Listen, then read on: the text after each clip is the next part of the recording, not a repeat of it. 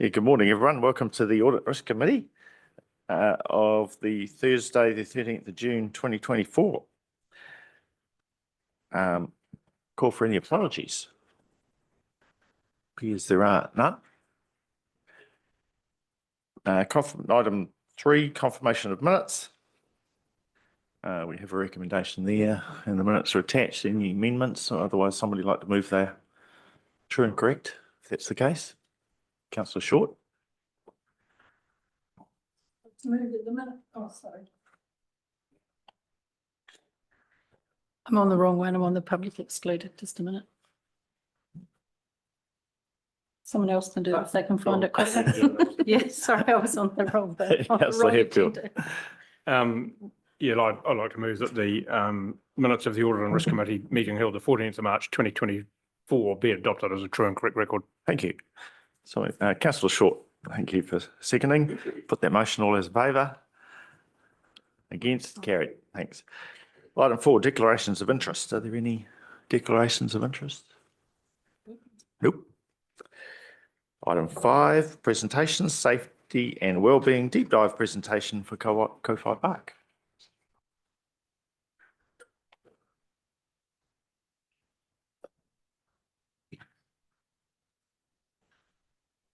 Good morning, councillors, and welcome to our deep dive for Parks and Property. So in a moment, I'll hand over to Andrew Layton, who is our acting safety and wellbeing advisor, stepping in for Amy, who's on secondment over to the pool. So for those of you who missed the introduction last Thursday, and we've also got Erica, who's well known to you, to help with the presentation. Good morning, everybody. Thank you for your time the week. Thank you for your time last week and joining us on the deep dive session. And I hope you were able to get a lot of information out of it. It was a great session covering the health and safety aspects related to 3 areas: contractors, staff, and community.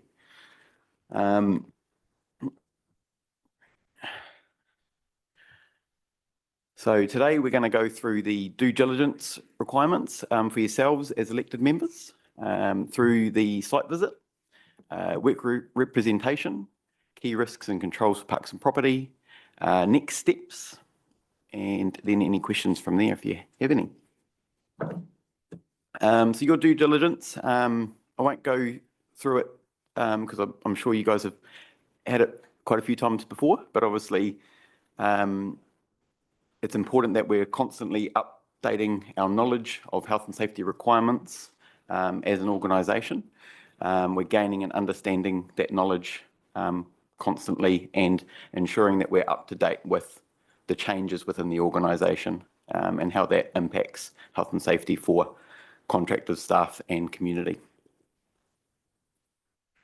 Site visit. So we covered off looking at obviously the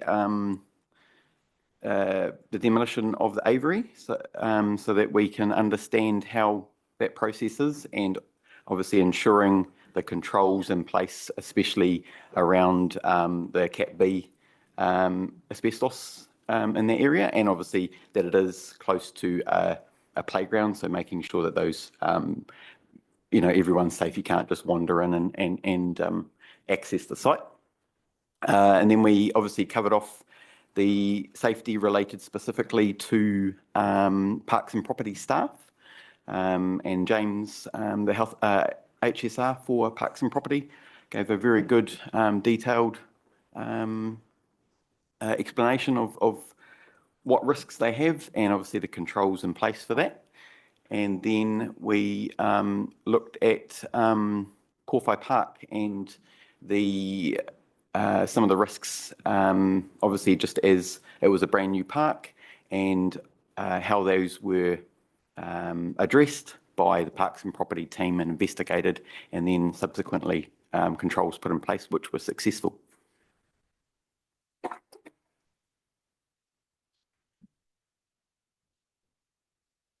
Okay. Obviously we all met James, who I think gave an absolutely amazing presentation there, and yeah, it was really helpful, and obviously with Erica as well. I definitely learnt a lot. It was really good.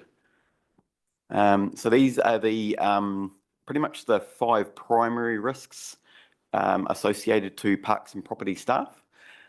This year, we will be doing some more risk workshops around the different departments within the council, just making sure that we're up to date, and that obviously no changes within the last however long have changed anything, and also looking at and making sure that the controls we have in place are current and fit for purpose.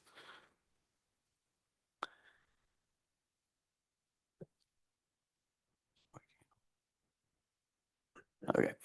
So obviously driving is the first one. Obviously related to fatigue, distractions, difficult terrain potentially, obviously being parks and property, weather, vehicle condition, and state of mind. Controls in those areas, things like e-road, Get Home Safe app, using Bluetooth or pulling over to the side of the road.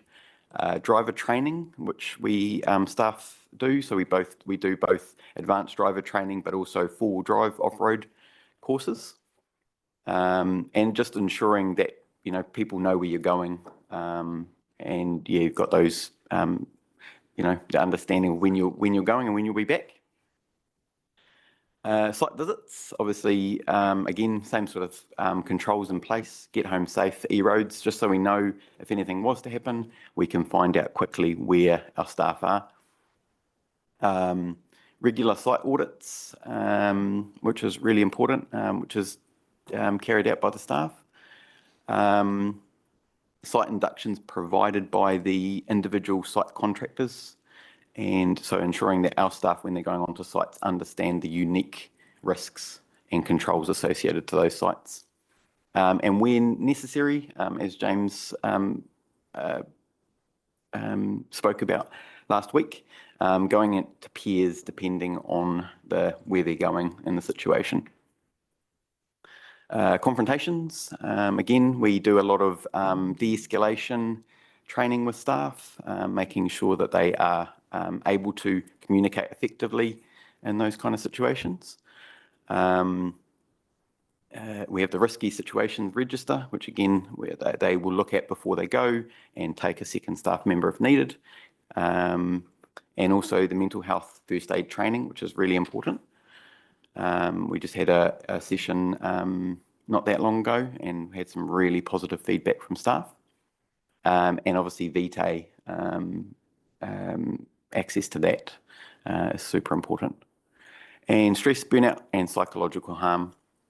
So again, VTE, My Everyday Wellbeing. So every month we have online live sessions that staff can go onto, but they can also access the site whenever they wish and utilise all of the great benefits that site has to offer.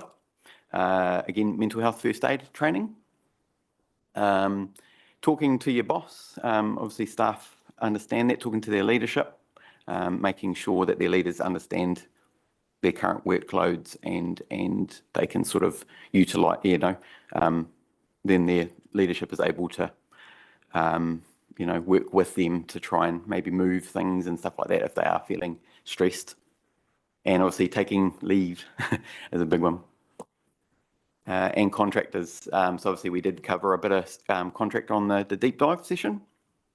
So a big one is just getting inducted onto the specific sites, understanding the specific risks associated to those sites, making sure our contractors are pre-qualified, and things like post-project reviews. That's super important, just to make sure that what we did throughout that project was effective.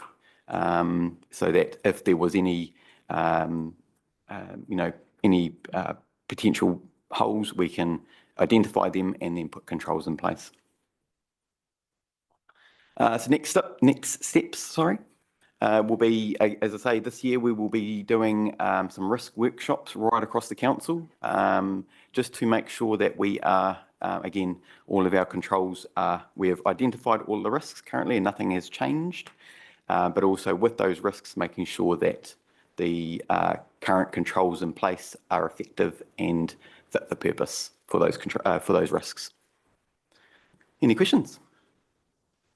Good. Well, yeah, Councillor Blackmore. you. Just thinking back to the site visit and in particular public safety, I can't recall any particular signage that informs members of the public how they might report an issue or maintenance or anything like that. Can you remind us of what there is in our parks? Yep. Do you want to speak on that, Eric? Sorry. Yeah, there is signage at all playgrounds with the MDC phone number and address, and there is an emergency address for each playground. So there is signage Oh, at both okay. Avery and at each playground. Yep. So any issues they call in, get reported. Thank you. Yeah, councillor Underwood.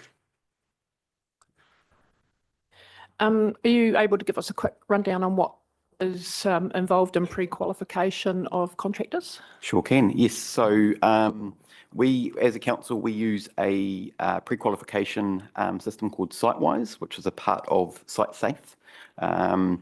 So what happens is there is standards as a pre-qualification that they have to meet. It's generally international standard, so they have to produce a number of items and show evidence of things. So things like having regular health and safety committee meetings, having health and safety representatives, having the correct documents like SOPs, things like that.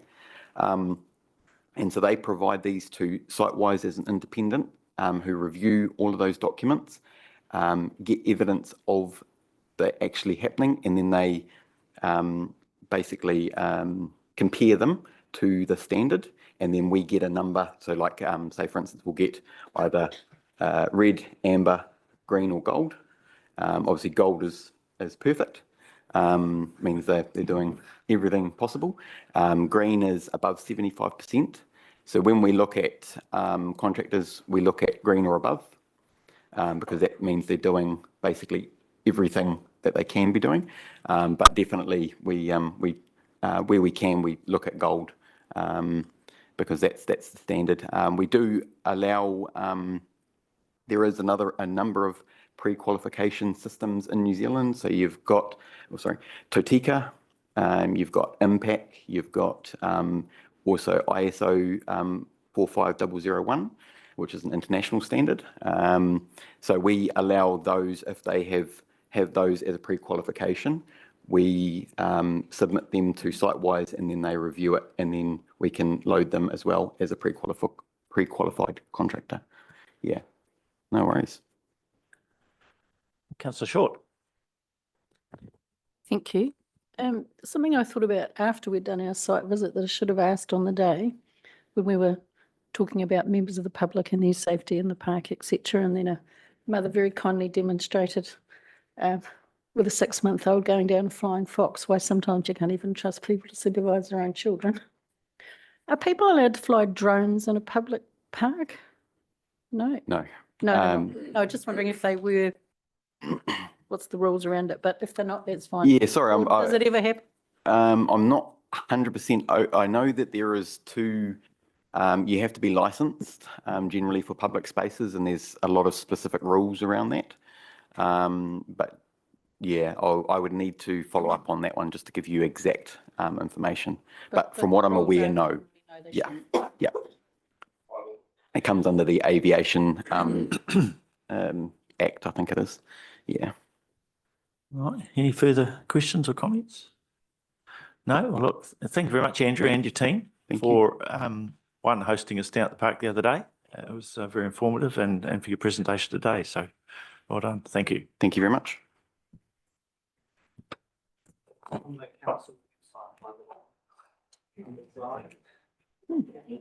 Okay. Right, item 6, notification of late items. I'm not aware of any. Item 7, officer reports, starting with 7.1, the committee work plan.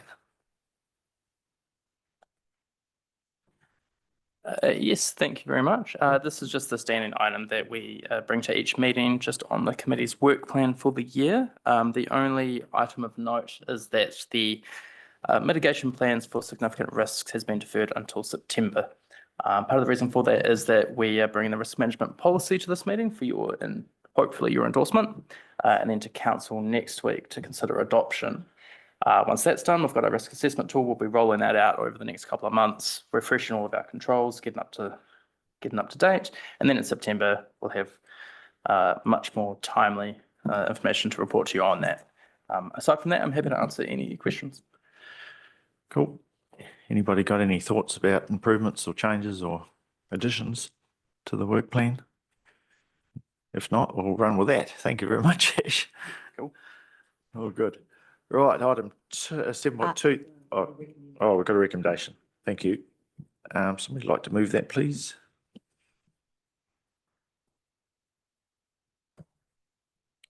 Oh, well, I will. That the audit risk committee work plan update be received. Can I have a seconder? Yep. Your worship, thank you. Put that motion, all those in favour? Against, carried, thanks. Now we'll move on to 7.2, the safety and wellbeing quarterly report.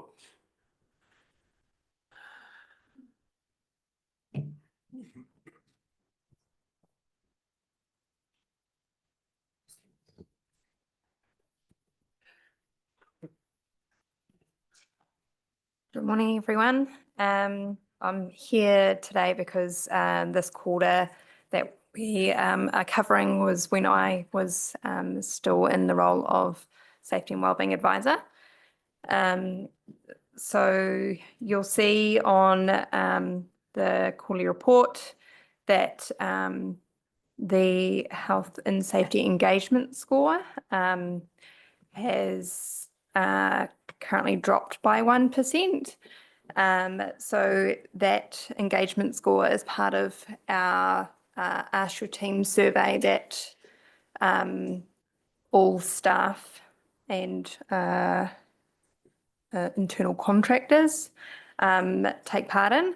And although we have dropped by 1%, it is still a really good score, and it is, I'm trying to remember the percentage, but we are still well above the benchmark against other councils, and we are that question is still scored in the top 10 for questions across council as well. So it's still one of our very high scoring scores. You'll see there's been no significant incidents over that quarter, which is great to see. The incidents or injuries that we have had have been majority of them sort of from members of the public, mainly sort of at the pool. You know, we've had lots of people at the pool over the summer. Kids running around, scraping knees, that sort of thing, around poolside. Under strategic activities, I had been working with the Awahuri Kitchener Forest Park Trust trustees after they met with council. There was some, I guess, items raised with them around health and safety. I met with them initially to provide some guidance on some of the documentation they had. And then it was sort of discussed with them about how they were going about pre-qualifying their contractors, which was, a very timely process for them. And then I suggested that they utilise our site-wise pre-qualification program. That Andrew just sort of explained to you. So I then, met with them again and did some training with two of the trustees so that they can utilise our site-wise system to pre-qualify their contractors. And majority of their contractors were already pre-qualified because a lot of the contractors they use are council sort of contractors anyway. So that was, a good peace of mind for them. And also they were quite relieved with the amount of work it was going to reduce for them on making sure that their contractors were health and safety pre-qualified. Another area was we celebrated International Women's Day, and we sent 2 staff members to the New Zealand Women's in Leadership Symposium after receiving some really great nominations from staff nominating each other about the great work that they do as leaders here in council. Then they followed up that session by having a sort of sharing their learnings of what they learnt, which was great. We also did council entered the Relay for Life this year. Great turnout by our staff across council. We had 28 show up, which was great, and really good time. And we raised close to $3,000 for the Cancer Society. We're the only council in the region to show up for Relay for Life, so it was great. Great thing for MDC. Other than that, we've had lots of wellness initiatives that have continued, various trainings. The reticulation and treatment team just recently had a chainsaw training, so they purchased a new chainsaw. So before starting to use that chainsaw, we made sure that they were all trained to use it. Lots of people have had chainsaws in their backyard that they've just, have a go, sort of Kiwi, normal sort of. But it was good for them all to have proper training. There weren't any site visits undertaken in that quarter. Over that quarter, my time was split between safety and wellbeing and also over at the Makino in my new acting role. But I know that Andrew, now in position, is going to be sort of picking those back up, which will be great. Safe Plus assessment, it was talked about a bit at the last quarter. And I know that Andrew has been doing some work in ensuring how in the future that our work plan is going to be sort of carried out as a follow-on from our Safe Plus assessment, which is sort of some of the risk management stuff he just sort of spoke about with the risk workshops coming up. And the other thing was, just a deep dive that Andrew's already presented on. Very good. Any questions? Comments? Councillor Hadfield. Thanks, Mr. Chair. Just in terms of the events reported, in terms of members of the public, I see behavioural. Is that predominantly at the Makino, or is that In the library. in the library? Yeah. Yeah. Thanks, Amy. Councillor Blackmore. Thank you. I've had a few people comment about how good the mental health training was. I see it's not noted unless it's got a different name in the training list, but I'm just interested about in what that training was, what it involved. Yeah, sorry, that the mental health training will be, it wasn't in this quarter, the quarter that we're reporting on. It's always a bit hard because this quarter actually covers, because of where the Audit and Risk Committee meetings line up, it's always quite far back that we're reporting on. So it feels like a little bit older and we are reporting the information, but the mental health training was actually in February, am I correct, or March? Oh, later, April. Must be April, sorry, April. Yeah. Did you want to talk about the training? You've probably heard more about the... Yeah, so we've gone out to staff as part of our follow-up to that course, because we wanted, anything we do, we want to make sure it's fit for purpose and our staff are getting value out of what we're offering. So we spoke to a number of staff who were involved in that training, and to be honest, the feedback was overwhelmingly positive. Staff could not say, were speaking very highly of the training session, and a lot of them got a lot out of it, and have already been able to adapt it into their both their personal and work life. So it's definitely, I think, something we'll be looking into again at offering into the future. Very, very positive. Sorry. Yeah, in terms of what it covers, Councillor Blackmore, essentially it's kind of two buckets. One is about being aware of what's going on in your own mind and tools, techniques, approaches to kind of build resilience, etc. But on the other side, it's about how do you help those around you? So looking out for the signs for people who might be suffering and how can you intervene appropriately in order to help them get the support that they need. And just follow up. So this is, I'm assuming, in kind of response to the recognition that one of the most common risks is stress and burnout, that sort of thing? Yeah. Yes, which is not specific to our council. It is every organisation in New Zealand as well, and probably the world, frankly, is facing this. So it is not the only thing that we do to support staff, as Andrew and Amy have talked about, for a long time. There are lots of different things, but this is part of our response. Yeah. And so it's more mental health wellness rather than mental illness or, Yes, it is mainly about mental health, but there is a continuum with that. And some of the distress signals that people might be exhibiting sometimes do come from that mental illness area. So it's about recognising those and responding appropriately without in any way pretending that staff or leaders are counsellors. So making sure that we direct people to the appropriate external support where necessary. Thank you. So along the same lines, maybe give us a quick overview of is it Vitae, the counselling service you just mentioned in the previous presentation? Is that a third-party outsourcing Yes, service? external. Many organisations around New Zealand subscribe to it.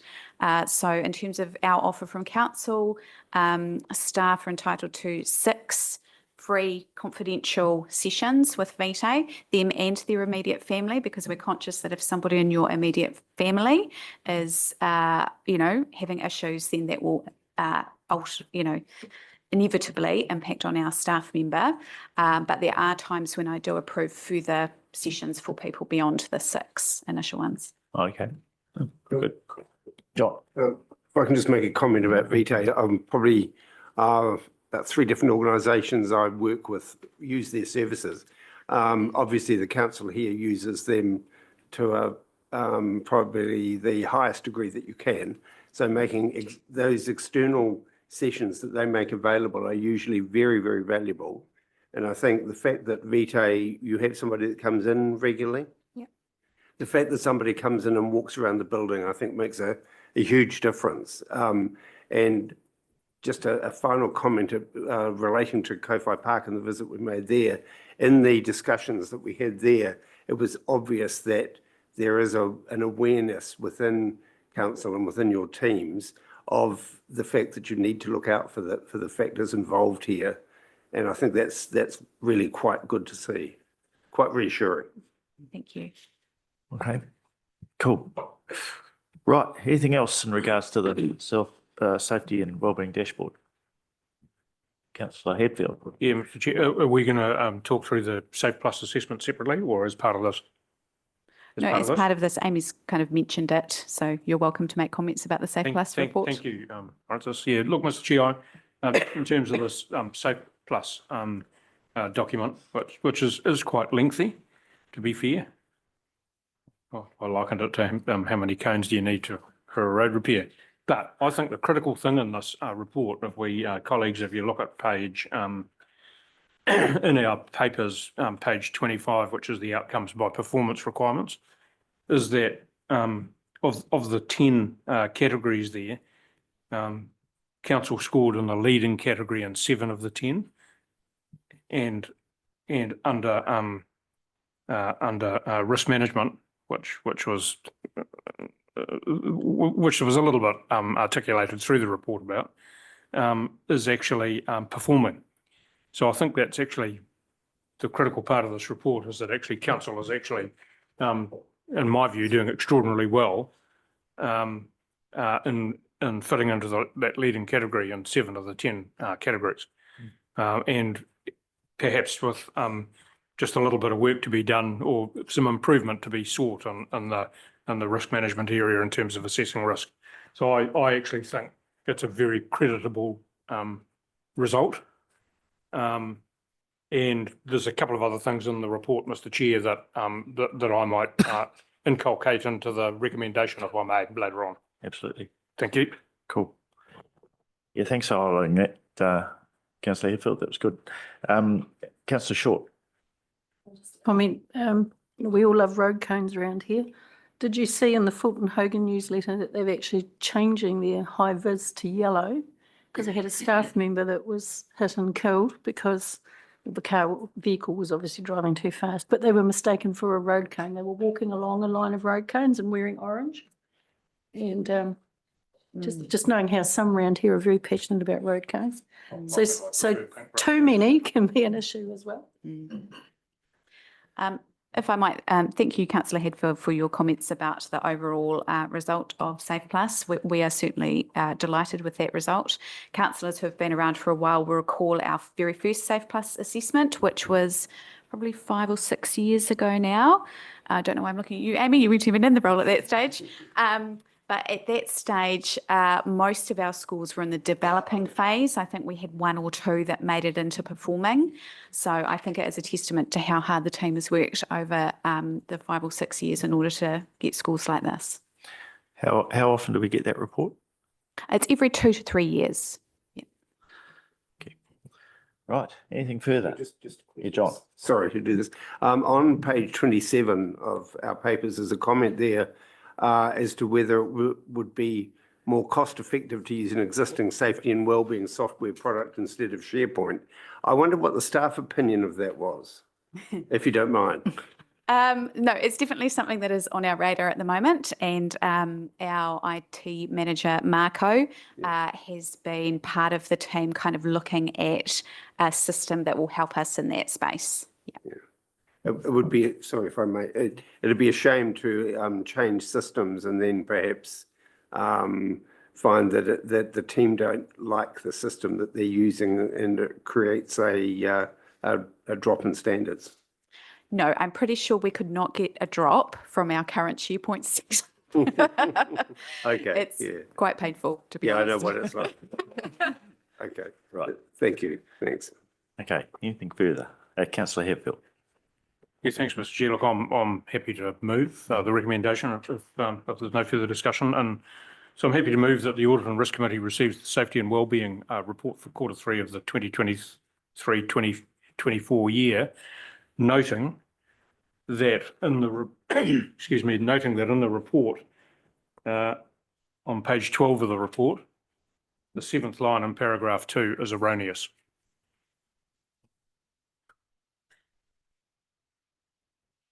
Where are you referring? Which page again? So page 12 of the Safe Plus report. Oh, yes. Or page 32 in our papers. 32. So the 7th line in paragraph 2. Which reads, elected members have a safety and wellbeing area and risks they are accountable for, which is not factually true. Collectively, there is a responsibility, but not individually. Okay, thank you. Fair enough. Happy to note that. Somebody like to second that motion? John, thank you. Any further discussion? Say the statement, noting that the statement on page 12 of the report. And 7th line, paragraph 2. Yeah, that's something like that. I'm sure you can wordsmith that. Does that read? Are you happy with that wording?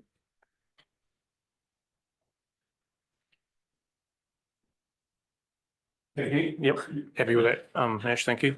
Okay, thank you. You're happy with that, John? Yep. We're good. Any further discussion on that one? I'll put that motion then. All those in favour? Say aye. Aye. Against? Carried. Thank you very much. Thank you, Amy and Andrew and Francis. Thank you. Right, we'll move on then to item 7.3, which is the draft audit plan for 30th of June 2024.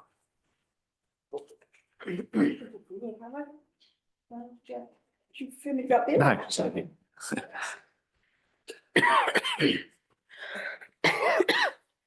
Right. Good morning, councillors and everybody, everyone else as well. So the draft audit plan for the end of this financial year. Of course, we have actually been through our interim audit where they do some of the pre-work for the 30th of June. They will be Audit New Zealand will be on site in September to complete the annual audit. So this audit plan is coming to you because it sits as part of the scope of the committee. I'm not sure if I've brought it to you before. I think previously I may have sent it to the chairperson and not sent it to you. So that may have been a bit of a faux pas on our part. So I wanted to just quickly give you a rundown of what's actually in it. So the purpose of an audit is to obtain opinion from an external entity, which is Audit New Zealand, on our financial statements to say that they are free from material misstatements. That's our ideal. That's the unmodified opinion that says they're completely free of material misstatements. An audit cannot be absolute. You're balancing cost and you're balancing time. So they do not check every single transaction. They do a range of substantive testing and a range of procedures to get that certainty. We've been pretty good that we've had an unmodified opinion for quite a long time. But you can get qualified opinions where they believe that there is some things that aren't quite right, but we're aiming for an unmodified. The areas that they are focusing on, and they always give us areas of interest that they're focusing on. Some of them are based on previous year's findings. So that's page 2 of the actual audit plan. We've got building and resource consents. You'll recall the last year, it's also been picked up through I think it was called the IONS audit, that there's an issue with the way that our system is reporting or counting our days, I think it is, or the times that our building consents are taking. We know that that's a system error and an issue. The team are doing all the right documentation, but the way that the system's calculating is wrong. I believe that's actually still an ongoing issue, and we're hopeful that we'll get a solution now that the previous team leader of regulatory now works for the software company and is quite aware of the issue. We're kind of quite up there thinking that this might get fixed, but we'll see. There's also a focus on the risk of a management override of controls. What they're saying there is they'll look at anything that we do that is manual where we could potentially have errors or fraud. Those areas are mostly journal transactions and estimates. So there is a lot of estimating when you do accounting. There's a lot of estimates. So they're always checking our assumptions behind that and checking the reliability of those. The other thing that they're checking is, which is a big part of our financials, and you're probably aware of how much the impact is the revaluation on our infrastructure assets. So we revalue infrastructure annually every 3 years it is peer reviewed. They are reviewing those revaluations. They're checking assumptions, checking consistency, and kind of, because they audit other entities, they're able to kind of go, oh, that isn't what we're seeing, if they're seeing something a bit odd. So they give us a little bit of that broader knowledge as well. They're also assessing our fair value assessment of plant and property. So our plant and property we revalue every 3 years because unlike our infrastructure assets, it's really not that material in value and when you compare it to the rest of our asset base. So with regard to property, we get a fair value assessment. No, we get a market movement assessment done by quotable value, and they look across the market and say, is our land and buildings movement or value significantly different to last year? And their assessment has come back and said it's not, so that doesn't trigger a revaluation. If it had come back and said it was, we would have launched into a revaluation and wouldn't have been great because it would have taken time and budget that we didn't have. So we're quite pleased with that. It also involves us making an assessment as to other plant and equipment and whether it's been impaired in any way. So in Hamish's team, if we've had a weather event and we've had some damage to some of our large equipment, like generators and that kind of thing, then we'd be assessing as to whether they're still of good value. Then we get to asset impairment considerations. And again, this is really in looking across all of our other assets and work in progress and just checking that we actually have it valued in our accounts at the right value. So if you take the library, if we are building a library and it had spanned multiple years and we have a big value in work in progress, is the value in work in progress fairly reflecting the work we've actually done? So it's a bit of an assessment on that. Vested assets, previous years, they have highlighted that we have an issue, last year, with our vested asset process, kind of one hand talking to the other and information flowing right through. They will be checking that we have sorted that out and that it's working correctly this year. Excuse me, do you want to explain what a vested asset is? Yeah, okay, yep, true. Vested asset is where it's an asset that's actually, in essence, gifted to us from an external entity. Quite often done by developers where they're putting in roads and infrastructure for their subdivision, and then they give them to us and we have to look after them going forward. Obviously, we have criteria around accepting that. The team go out and check that the work being done is of standard. And also we get gifted other things like maybe a clock tower comes to mind previously. The other thing we have is that they will be also focusing on local waters done well. What a surprise. So what they'll probably be doing, and which sounds terrible, is they'll be checking what we've done in our financials, which is virtually nothing, because we don't know what's happening. And they will more than likely help us or guide us around what disclosures we should be putting in there. That's probably where that will sit at, is actually the disclosures. Amanda, just on that, when you say that we've done nothing, it's the fact that we've left it in and done nothing in terms of taking it out. Yeah. So we've done all of our accounts on the basis that we're continuing as we always have. It's not that we've done nothing. Yeah, we we've just haven't made any continued. assumptions that We've done anything the same. disappears. Yep. Yeah, that should be clear on that. So they also talk about the fact that they consider fraud risk. That's the difference. That's where we got the misstatements. Misstatements, so errors in essence, can be because of fraud or from errors. They note that their responsibility is to obtain reasonable, not absolute, assurances over our financial statements. They also remind us, well, they do normally somewhere, that it's also our responsibility to be monitoring these things. You know, that's not entirely theirs. And they tell us when they're going to be here, which is they've already been once.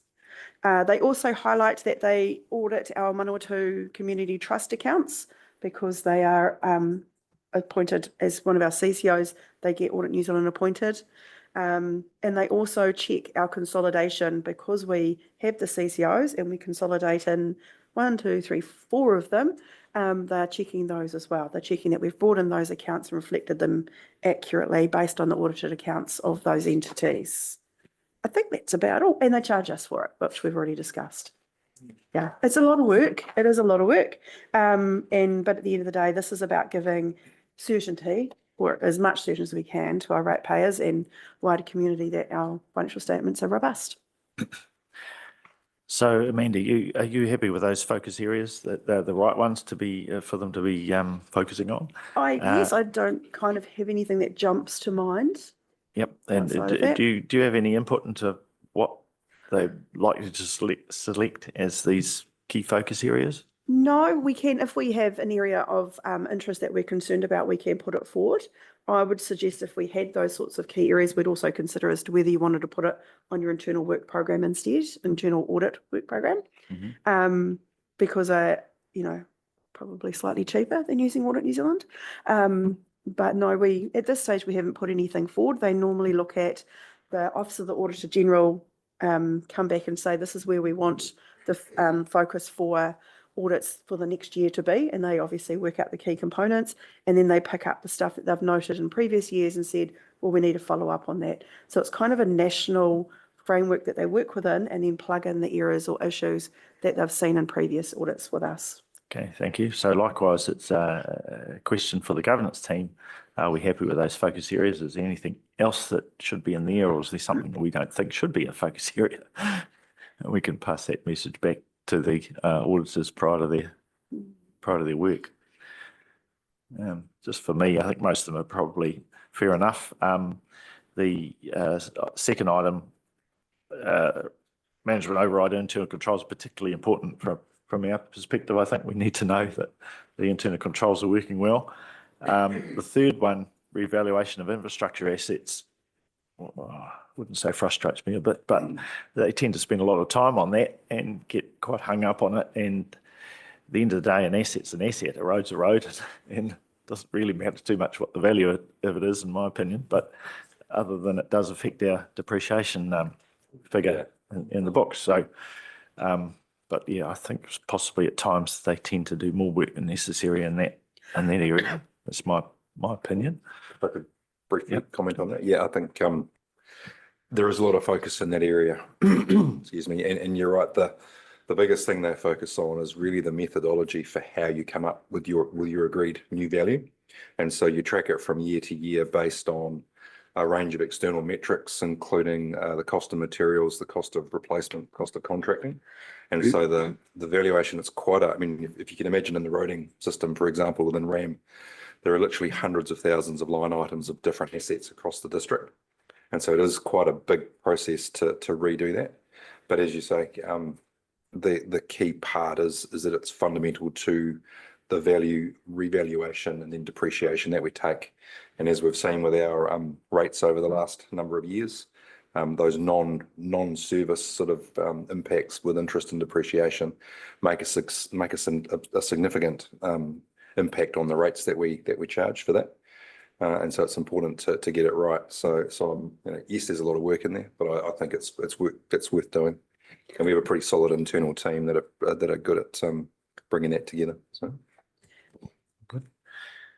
Any other questions? Can I add something, Stuart? Yes. I didn't highlight that page 11. They talk about the materiality threshold, which is quite large numbers. So when they're going through looking for errors, they're looking at a materiality, because in reality, they don't care if we journaled something or coded something that's worth $50 to the wrong account.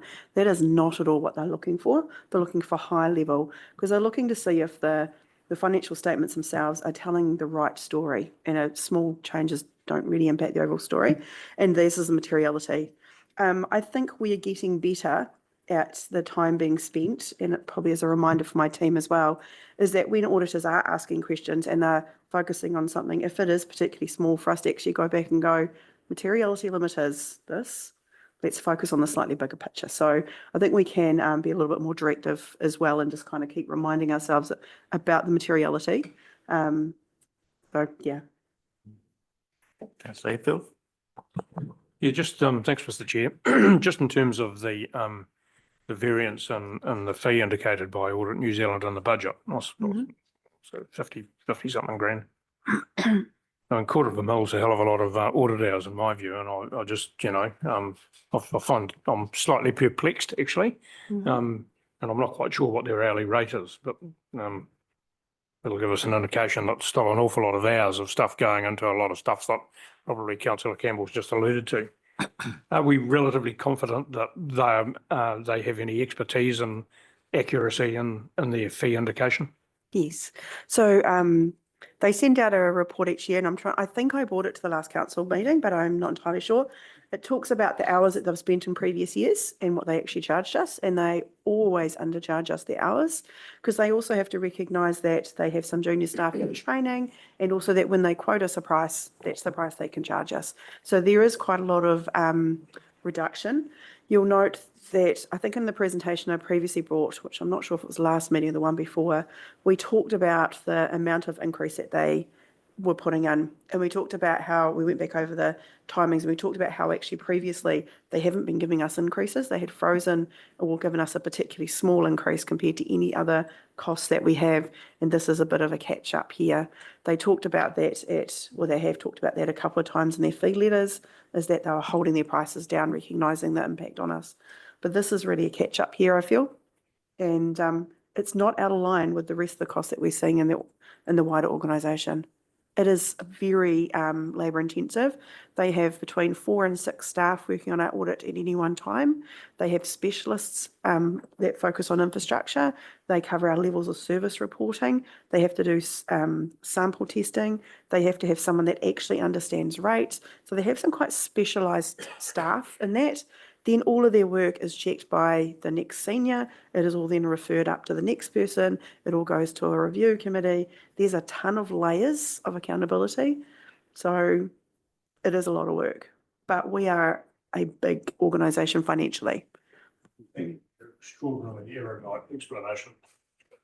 Can I just make just an observation on materiality, that of course, as they note in here, that they set a lower specific materiality threshold for some items. And of course, one of those is journal entries, which is where when you're looking for fraud, that's one of the things, obviously, that I'm not suggesting anything here, but that's one area that usually auditors will focus on. So we can be sure that that is, apart from the fact that you're monitoring it, that also the auditors are keeping a pretty close eye there. Yeah. That's good. All good. Anything further? Right, we've got a recommendation then on page 65. Someone like to move that? Councillor Blackwell. I move that the Audit and Risk Committee receive the draft audit plan for 30th of June 2024 from Audit New Zealand. Thank you. Councillor Short, for second. Thank you. Any further discussion? Put that motion then. All those in favour, please say aye. Against? Carried. Thanks. Right, that was item 7.3. 7.4, the quarterly report to 31 March 2024.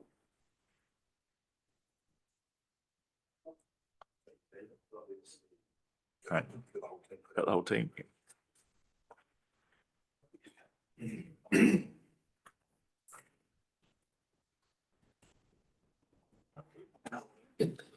Good morning again. So I have with me Joel and Jenna, who will be presenting the quarterly report. This is Jenna's first council meeting, and Joel's probably 10th or so. Yeah, a whole bunch. Yep. So they'll be presenting the quarterly report. We'll answer any questions going forward as they go. So if you have any questions, just let us know. Thank you. Good morning. So I'm just going to sort of run through the key takeaways from this report. Starting with the summary page. So at the end of March, council was sitting at a surplus of 1.1 million against a budgeted deficit of, I should say 2.4 million, not $2.4. This results in a favourable variance of 3.5 million. And we're forecasting to end of the year at a deficit of 1.7 million against a budgeted deficit of 5.2.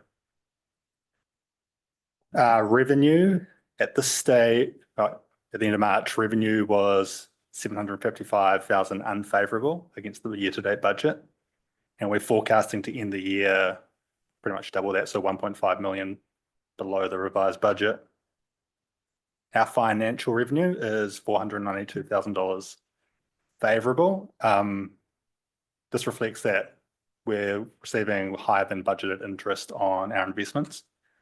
And we've also taken a more proactive approach to investing. So when there's spare cash now, we're pushing to get that in term deposits to really capitalise on it. And we're expecting to end the year about $500,000 above budget. Subsidies and grants are $1.7 million favourable. This pretty much comes from that $2.6 million Better Off funding grant we received for the community hub. And roading operational projects are $642,000 ahead. Pretty much with a big focus on emergency works and remedial works, or all those incidents we've had. But this is offset by the roading capital program being about $1.8 million behind, just prioritisation. And they're expecting to end the year $1.5 million above the budget, pretty much because of that library grant. Development contributions are $1.4 million behind. This has sort of been a trend for a while now. Subdivision applications are slowing down. It's just the reality of what's going on out there. We're expecting to end the year $1.6 million behind. Other revenue is sitting $1.9 million behind. This is made up of things like solid waste, trade waste, consent planning, building control, and the RDC contract. A lot of those, though, also have an expenditure component to them. So when we're receiving less revenue, we also have the less spend. So it sort of evens out in that respect. Operating expenditure, $3.9 million favourable and forecasting to be $4.5 million below annual budget. Personnel costs are $1.1 million behind what we expected for a lot of key vacancies and sort of the infrastructure team, asset management team, RDC teams and utilities teams.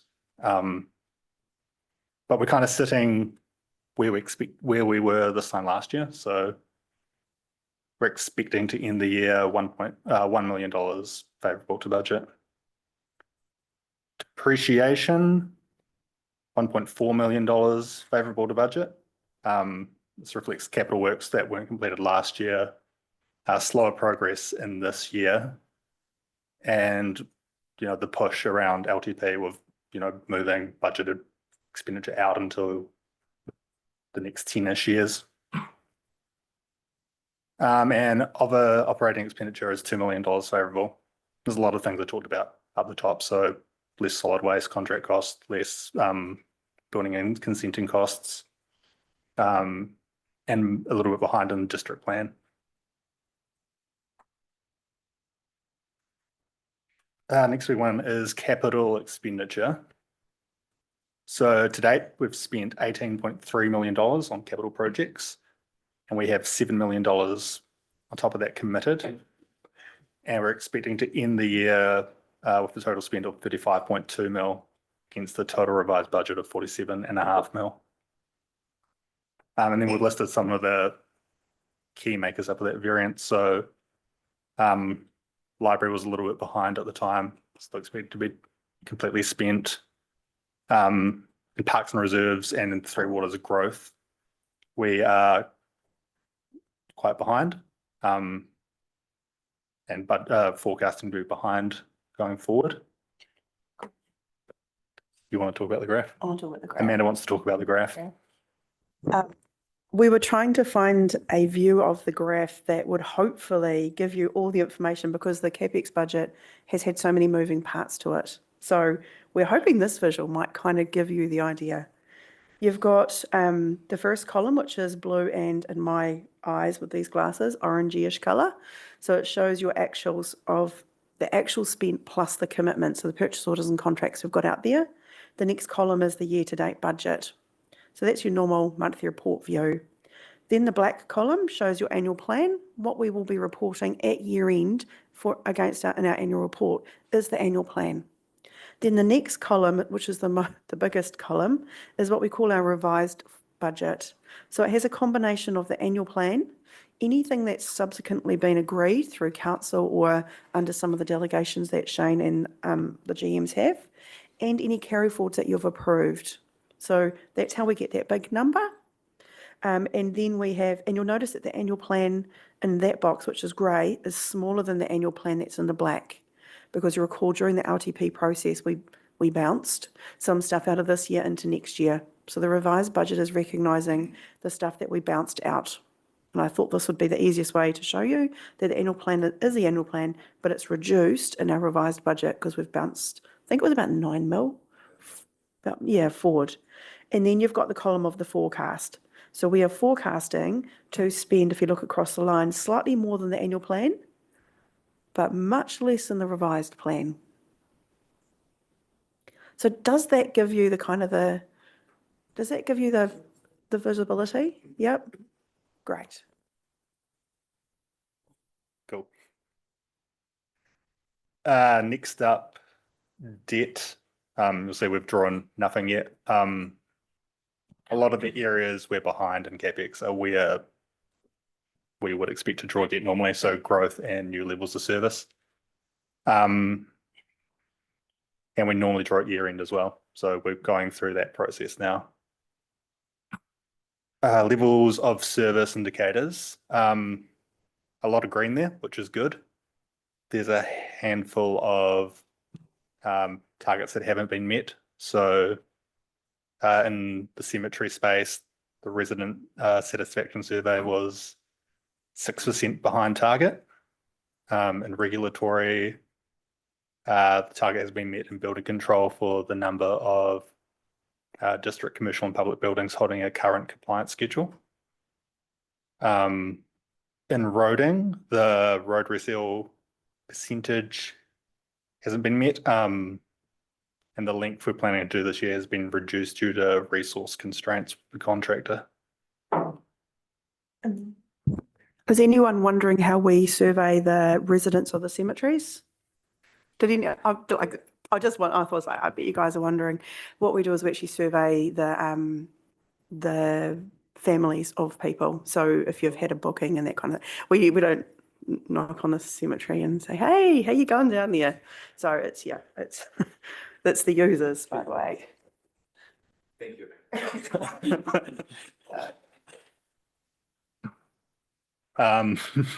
Yep, good. I was wondering. No, we're all curious. Thanks for shining a light on that. Councillor Blackboard's got a question. Yeah, I do. It's a little more serious. I'm just interested in then how many people are surveyed and how many people respond, because that difference between 89 and 95 could be one person or could be Absolutely, 10. it could be. I'm pretty sure that comes to council. The actual survey results come in detail to council because we get them every quarter. I haven't looked at that, but I can absolutely find that out for you. Thank you. Yeah.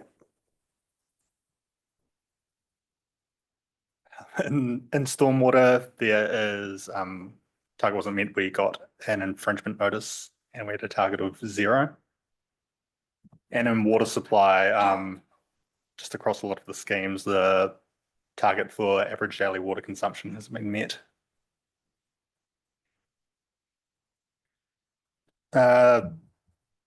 Next few pages are just some financial statements. So, yeah, they sort of reinforce the story. Yep. Yeah, And then just cool. look down to Kevin's story. Jenna's going to take us through the activity summaries. Okay. So I'll just point Yeah. out some of, sorry, first time. I'll just point out some of the key stuff in terms of the activity summaries. So a lot of them were highlighted by Joel in the original summary, but it's just pointing out where they're actually sitting. So under community facilities, this is where the library is favourable with the capital grants received for the construction of the community hub. So that's the revenue sits there, but the expenditure does not. So that's where it makes it look extra favourable. And then there's also the additional program revenue with the higher uptake of activities run by the library. For regulatory, you've got the less building consents for the year, so lower revenue offset by the lower expenses as well. For infrastructure, you've got the roading, which has the lower NZTA capital subsidies due to delays in the capital projects. But then on the other side, they're ahead with the operational subsidies, which has the operational expenditure for the projects coming through there. And they're planning to meet the operational projects by year end. We've also got all the DC development contributions revenue is low, so that affects roading, stormwater, water supply and wastewater. Then there's the nursery, which is currently favourable, but it's forecasted to be unfavourable at year end. This is due to the stock take, which is expected to result in lower value of seedlings based on the age. So with the nursery, you've got that they incur an upfront costs for the plant and the seed sowing, but the revenue is only earned once the plants are sold. So most plants sell between the age of 1 and 2 years. And so at year end, we're expecting young seedlings, so low value, but lots of plants that will just keep gaining value. Anything you want to add with the nursery, Amanda? No, I think we're going to have peaks and troughs when you're dealing with bio and things, rather than you've built something that's worth something. All the staff time, all the compost, all that kind of stuff is up front, but a seedling until it's about this big is not really worth much. So you incur all the costs And the way that we treat stock on hand is we put the value of the stock at the time as stock on hand, and the value of a seedling is very little. But as it grows over the months, it goes up in value, and you've actually done almost nothing over those period of time. So going forward, the staff time might be keeping an eye on the weeds and maybe a bit of watering, but all the in-depth costs for the staff is at the beginning. So they go up in value. So when you're vamping up for larger contracts going forward, you have the upfront costs at the beginning and the revenue stream towards the end. And just to add to that too, it's worth it's worth noting, like we've done a bit of a reset of the way that the stock on hand and inventory is put together. So there's a bit of a reset in there as well, which sort of does have an extra effect in terms of this financial year. And I note the nursery team doing some odd watering and weeding throughout the rest of the year. Oh, they're planting Sitting in the back. They're planting new stuff. And just the last note is that the district plan projects and community grants are tracking behind. So that's in the other activities summary. Yep.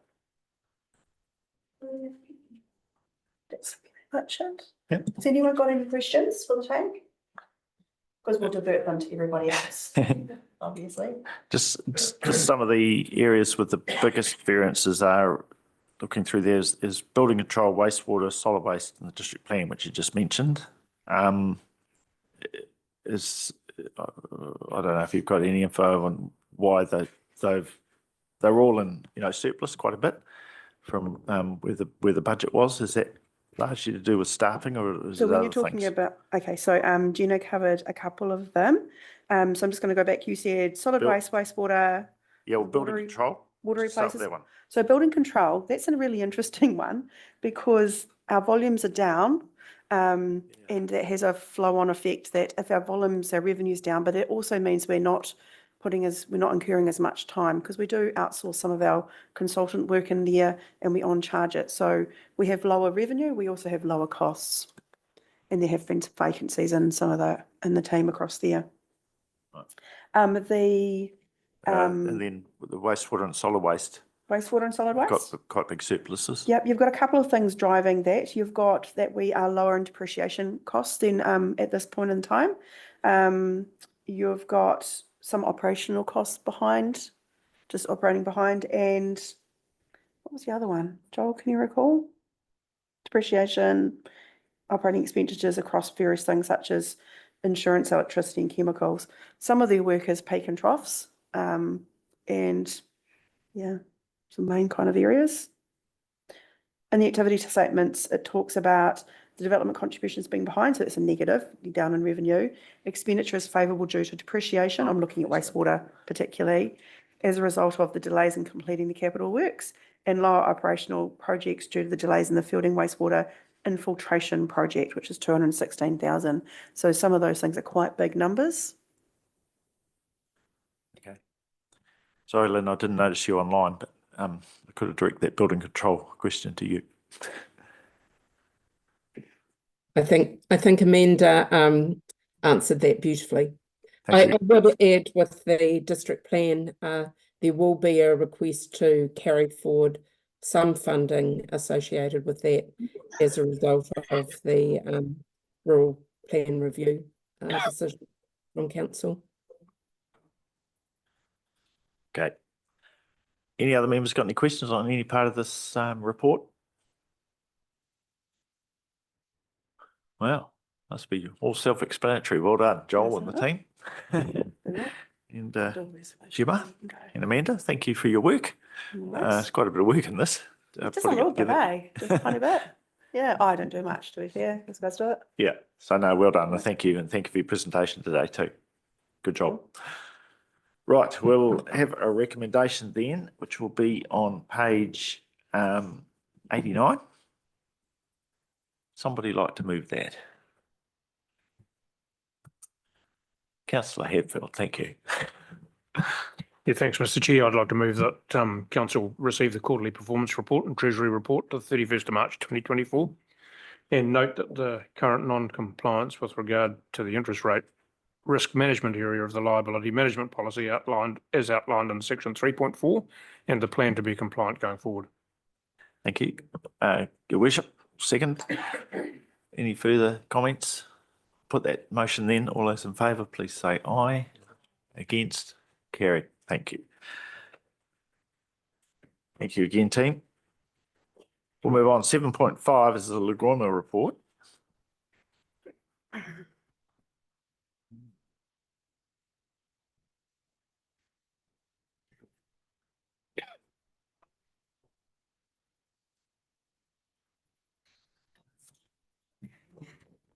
Morning, everyone.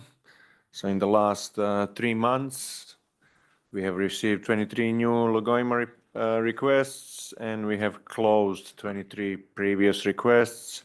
At that time, we had 2 in progress. None of the requests were of any concern, just standard requests. And again, it's worth noting that in comparison to last year, we are almost at the end of this financial year. There is considerably fewer requests than in the last year. It's good. Councillor Hadfield? Yeah, thanks, Mr. Chair. Look, just with these, and it may be my technical skills, actually highly likely that it is that when we used to receive the Lagoima reports, we could see who was requesting the information. And when I looked on the email we get to link into whatever, I personally couldn't access the information about who was actually making the request. So have I done something wrong, or is that information now no longer available to us? No, so in the last 2 months or so, we have been having a review of the website portal for Lagoima requests, and we had concerns that we are posting people's names, and that could be considered privacy breach. So we actually removed all the requester details. We have actually since had a single complaint from a frequent requester referring to one of their requests in the past where their name was shown on the website. So to be safe, we have removed it after reviewing our policies. So is it a legitimate function for elected members to actually see that information? Or is it considered? If you would, no, I mean, if you would like to see who the requester is in terms of reviewing the requests internally, I don't see any issues with that. We just didn't want it posted there on the website for the whole world to see. So if there are any ones that are of particular interest to you that you would want to know who the requester is, just email the Lagoima email address. We'll get back to you straight away. I think I fully understand that through the public portal that there is a restriction there, but I thought that the complete information that we used to receive in a paper form would be available to elected members, perhaps. Perhaps an easy way of getting around that, we might need to take this offline to have a think about it, is to move this paper into public excluded, and then we could produce the names of the requesters with elected members. I mean, it's just my view, and if my colleagues think it's a silly idea, well, I'm happy with that as well. Yeah, Councillor Short? I don't know whether anyone else did the LGNZ Zoom the other day on dealing with people in difficult situations, including sovereign citizens, etc. Lagoima was covered, and one of the things that was highlighted was to be super, super careful with people information that you can be taken to the Privacy Commissioner. So good call. Councillor Fedgen? Thank you, Mr. Chairman. I support Councillor Hadfield. I think if we just had a summary of the name beside them, like on here, and public excluded, it would be very helpful. Thank you. Right. Okay, we could note that then for future meetings. That'll be good. No, thank you, Councillor Hadfield, for that. Any other questions on the report? If not, again, we've got a recommendation this time on page 128. Somebody'd like to move that one? Well, I'll move then that the report detailing the request for information received under Local Government Official Information and Meetings Act 1987 from 28th of February 2024 to 26th of May 2024 be received. Seconded, Your Worship. Any further discussion? If not, put the motion. All those in favour, please say aye. Against? Carried. Thank you. Thank you, Marco. Item 7.6, internal controls update.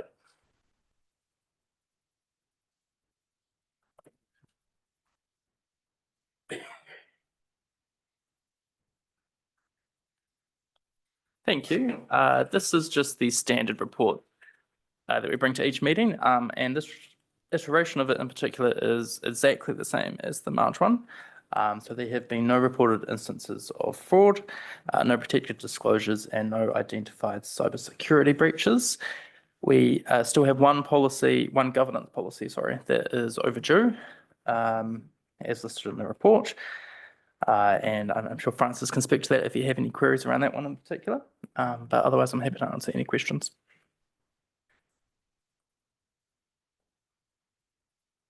Any questions? Councillor Heffield, I'll just go straight to the motion, Mr. Chair, if that, if you like. Yep. There's no questions. if that's acceptable. And I'd move that the committee receives the internal controls update covering the period 29 February to 01 June 2024.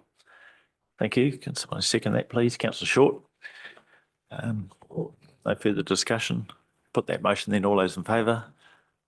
Against? Carried. Thank you. Thank you, Ash. Short and sweet.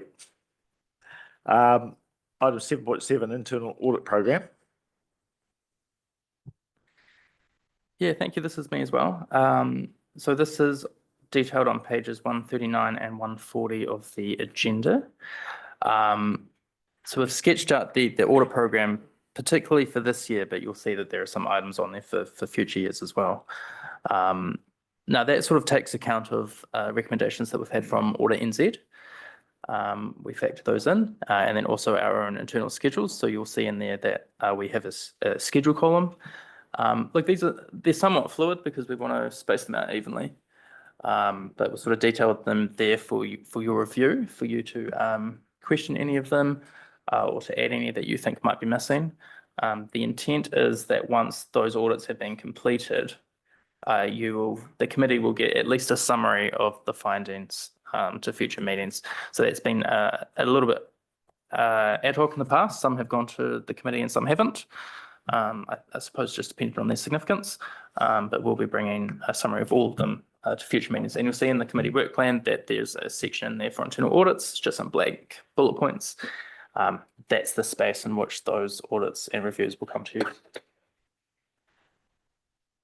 In terms of funding, most of them will be funded from team budgets, existing team budgets. We do have an organisational fund for perhaps some of the bigger ones, the organisational wide one, for example, procurement.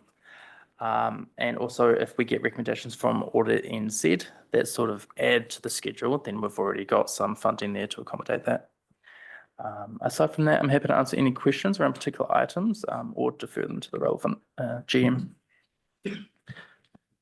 Just wondering about the schedule, cash handling and receipting. Obviously, we're not handling anything like the cash we used to. No, Amanda, I suggested to be well below the materiality level of Audit New Zealand, the amount of cash that we're turning over. It's still important, but to audit every 2 years, could probably push someone out a bit or do it less often. The thinking was to audit that is to let the library bed in, because when they do the audit, they check all of our front of house, so Makino, front of house, library and that. The thinking was to let the library bed in and then do the audit to ensure that the processes and procedures are consistent and happening in various places. There is quite a few checks and balances in place, but it is good to do a bit of a check. We've done it since I've been here. How long ago was the last report done? 2 years ago? 2021. 21, yeah. Right. 3 to 4 yearly, but I'd not be wanting to do it before the library's in, set up, and we can check them as well. Okay. The fraud awareness.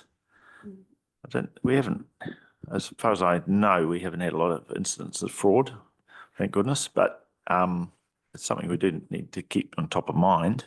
It's certainly a pretty bad public perception issue if fraud happens. The last one of those was done in 2020, so it's quite a while ago. Are we doing any other work on fraud awareness, and just in general without the internal audit? Yes. So part of our code of conduct training, which all new employees attend, we do discuss what fraud is and the impacts of it.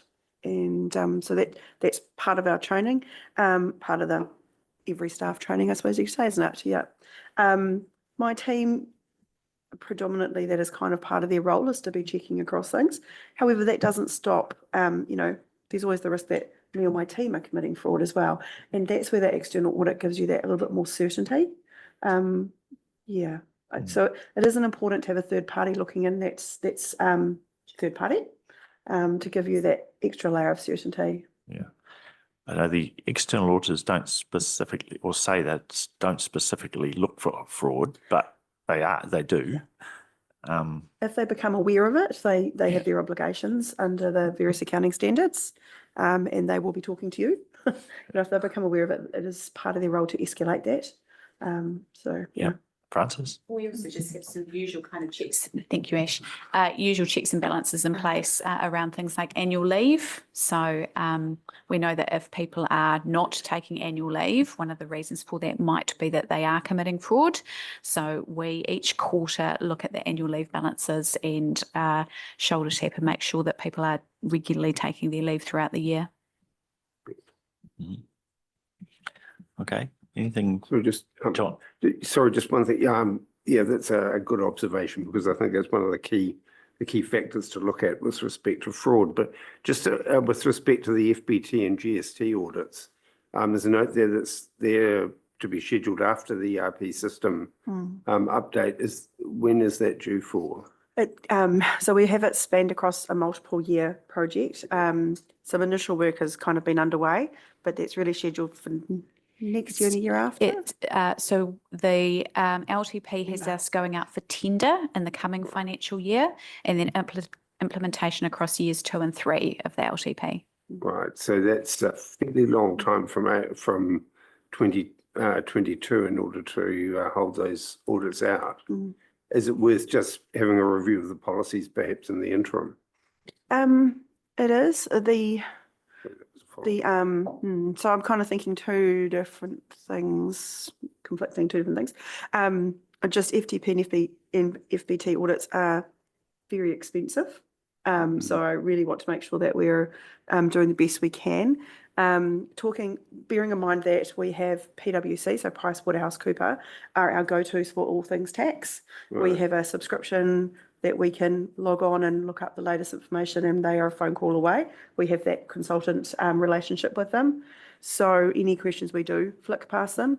I'm kind of confident about that. We also go to regular trainings. I'm fairly confident that that's okay, because we're not doing anything different right now. So if we think about when they did the audit, it was very process checking the way we look after our land, how we treat our grants. They did all of that, and it was all documented. The only finding they found is that we needed to write what we do down in the manual. So, but they were very comfortable with what we did, and there hasn't been any changes in processes. My team are constantly checking processes, but their advice, PricewaterhouseCoopers' advice was, as soon as you start touching an ERP replacement is when you definitely need to get it rechecked, from both the process and making sure the ERP is behaving as it should. So yes, I would normally have probably got it done next year, but I don't want to do it next year and then have to do it sort of within a 2-year time frame. We are, income, GST and FBT is our 2 taxes. Yeah. Yeah. Okay. Right. Anything further?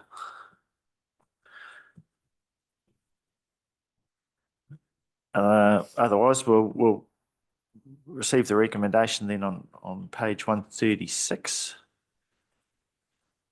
Over mover, Councillor Blackmore, please. I move that the committee approves the internal audit program, attachment 1, without amendment for the year 2024-25. Thank you. John, second. No further discussion. I'll put that motion then. All those in favour? Aye. Against? Carried. Thank you. Item 7.8, the risk management policy. Perfect. Thank you. That's me again.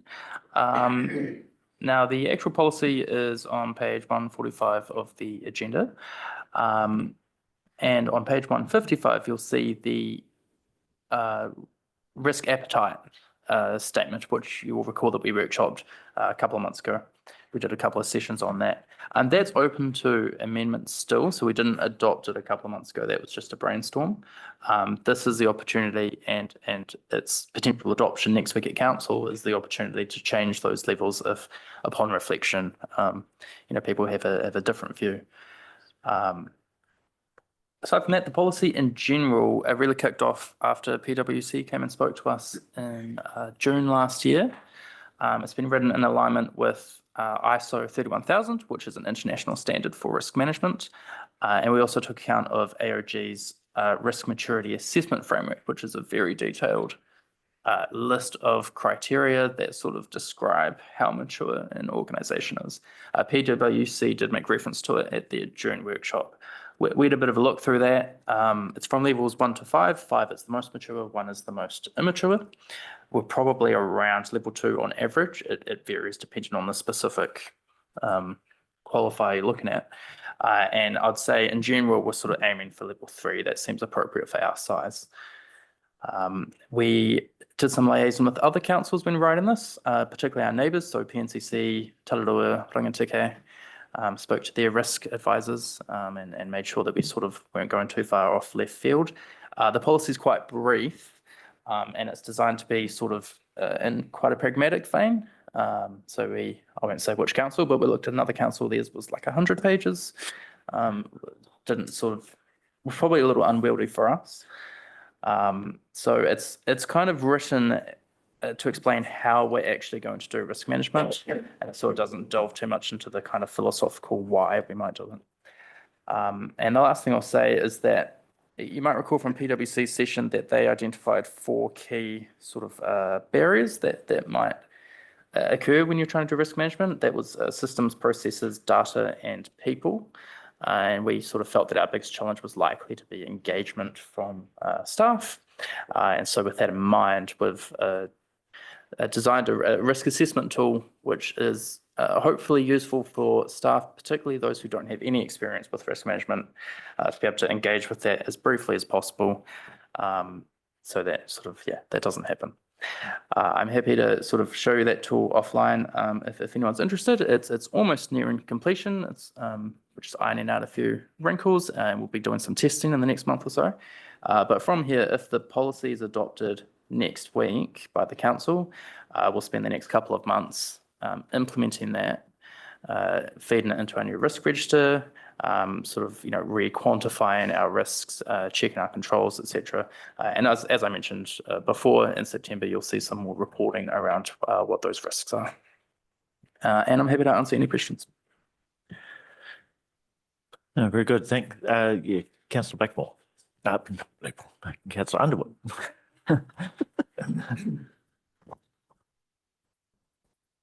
On page 149, that table there, executive leadership team roles, approval of risks that are outside of the council appetite. I assume that means they approve something that is against the policy. Would that be right? And if so, my question is, do council get advised of those decisions that are approved that go against the risk management policy? To your first point, it's not outside of the policy. So the risk appetite statement is a guide. There's so many nuances with risk that, it is a little generalized. And it does say, I can't quite recall the page, but in this policy, it does list some of the criteria in which you might accept a risk that is beyond the appetite. Some risks are just unavoidable, like driving. Probably not the best example, but, earthquakes is a good example. There's a limited number of things we can do to sort of plan for that. There is some reporting schedules built into here as well. So depending on the risk severity, it's reported to the Audit and Risk Committee either quarterly or 6 monthly. And similarly for the executive leadership team, the risks are reported to them a little bit more frequently depending on the severity as well. So if there's a risk that is beyond the appetite, it will almost certainly be in the realm of needing to be reported to audit risk and ELT at a set basis in accordance with its level. Does that answer your question? Thanks. Yeah, no, I think you've done a great job on this, Ash. Thank you. This is a framework document. It's an overriding methodology, if you like, of how we manage risk, and it's in the meantime, we've obviously been working with risk for a long time anyway, and we have a lot of systems and processes in place regarding health and safety and other matters. Having a risk register we've had in place for a long time, but this is obviously the overriding thing. So, do you think that this ties in pretty effectively with what we are doing already in terms of health and safety and the risk register that we've got? And it seems to me it does, but you agree? Yeah, I would agree. And the next step for the risk assessment tool was doing some testing, and we've got Andrew Layton is going to be a part of the very small group doing that to cover off health and safety, to make sure that the tool that we've got, works with the health and safety risks that we're already capturing, because we don't want them to be at loggerheads. Yep, and I think your point about not having a lengthy document is valid. This is just right. It doesn't need to be long. It just needs to be a summary framework document. So yeah, I think it's very appropriate. That's my opinion. Anyone else have any further comments on it? Councillor Blackmore. I'm just looking at the responsibilities table and I suppose noting that strategic risk is one of probably the least well understood types of risk, and appointing council and this committee in particular kind of responsible for articulating what strategic risk might be. Term to term, you're not quite sure who's going to be in the mix, and whether we all have the capability to do that.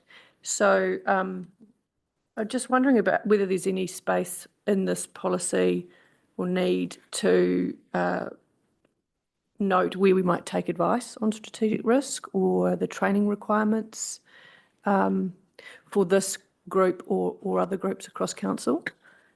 Note that training is absent from the policy. Yeah, no, that's a good point. Yeah. Something to consider. Yeah, thank you. Yeah, it probably is a relevant point. Thank you for that, highlighting that. I want to think about that one, Ash. Okay, anything else? If not, we'll go to page 141. And we'll have a recommendation. Now, do you want to have a thought about that training clause? I think it's worth adding a section around training. Sorry, I can say this publicly. My view is we could probably add a short paragraph about training both for elected members and for staff, just to note that, that support will be in place. So if we go with recommendation 2 and just suggest that the amendment is an additional section related to training and external advice. Sounds good to me.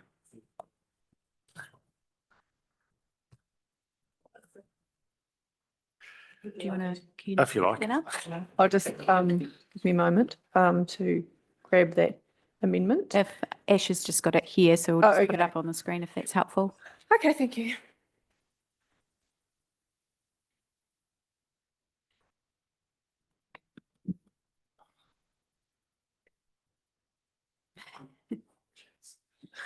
I could read it off your laptop if you wanted me to.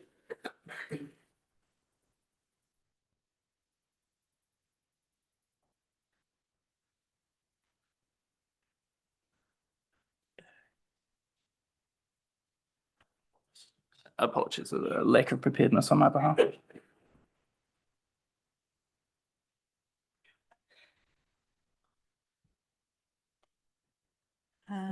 Do you want to training and external advice?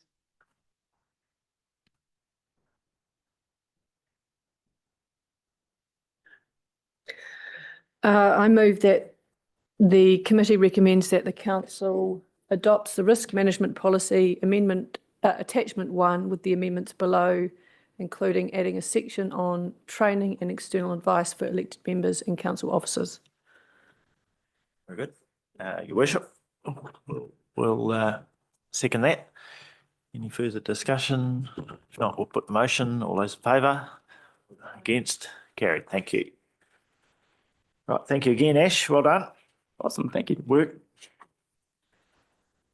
Moving on. Item 8 is consideration of late items, which there are none. Item 9, update from the Governance, Health and Safety representative. Anything to report? Nothing really to add, other than the comments I made around the Safe Plus report. Thank you, Mr. Chair. Thank you. Item 10 is notification of items for risk register. I haven't actually noted anything down from today's meeting that needs to be added to the risk register. Is there anybody else picked up any other matter that possibly could be added or amended on the risk register?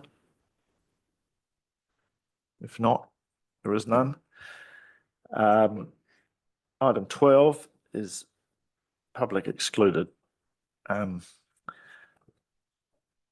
would then move the public be excluded from the following parts of the proceedings of the meeting, namely 1, confirmation of minutes 14th of March 2024, 2, key project report, 3, information services, security and audit update. Your worship will second that. Put that motion. All those in favour? Against? Carried. Thank you.